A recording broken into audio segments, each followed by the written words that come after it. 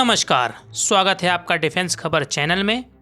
और आज की डिफेंस अपडेट्स कुछ इस प्रकार हैं। चीनी स्पाई शिप सियान 6 को श्रीलंका ने अपने देश में डॉक करने की नहीं दी मंजूरी, तथा भारत सरकार को इंडियन नेवी द्वारा दूसरा स्वदेशी एयरक्राफ्ट कैरियर बनाने का प्रस्ताव भेजा गया। आइए अब इन डिफेंस अपडेट्स को समझते हैं विस्तार से।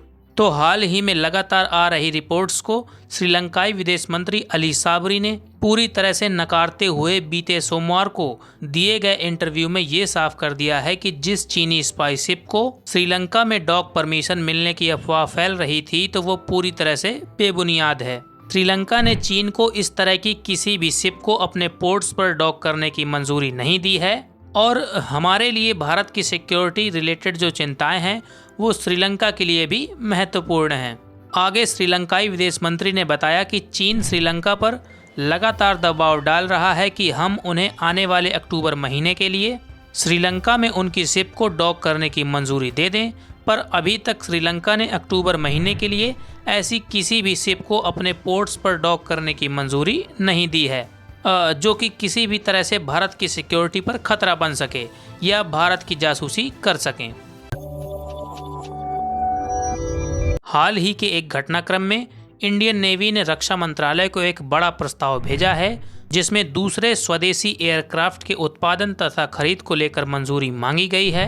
वहीं सूत्रों से ये भी पता चला है कि कोचीन शिपयार्ड लिमिटेड भी इस एयरक्राफ्ट कैरियर को बनाने के लिए पूरी तरह से तैयार है।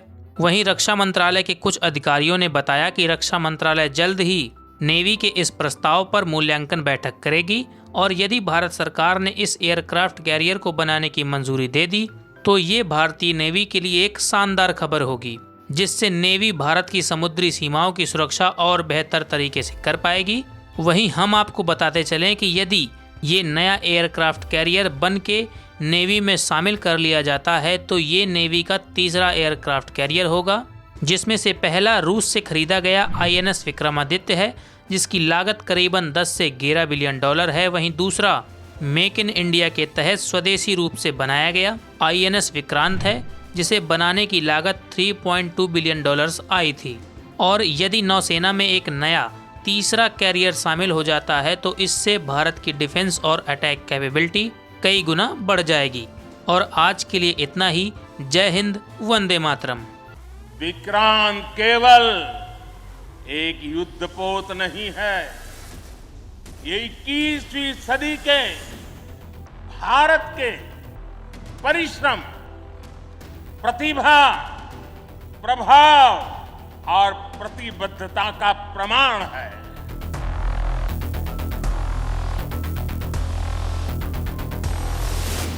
आज विक्रांत को देखकर समंदर की ये लहरें आह्वान कर रही है, अमर्त्य वीर पुत्र हो, दृढ़ प्रतिज्ञ सोच लो, प्रशस्त पुण्य पंथ है, बढ़े चलो, बढ़े चलो, बढ़े चलो।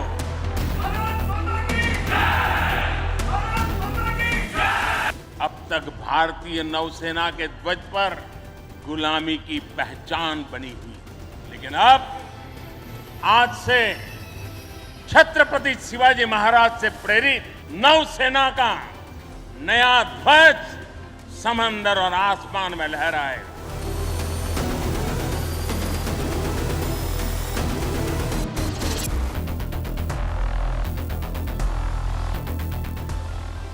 लक्ष्य कठिन से कठिन क्यों न हो, चुनौतियां बड़ी से बड़ी क्यों न हो, भारत जब ठान लेता है तो कोई भी लक्ष्य असंभव नहीं होता है।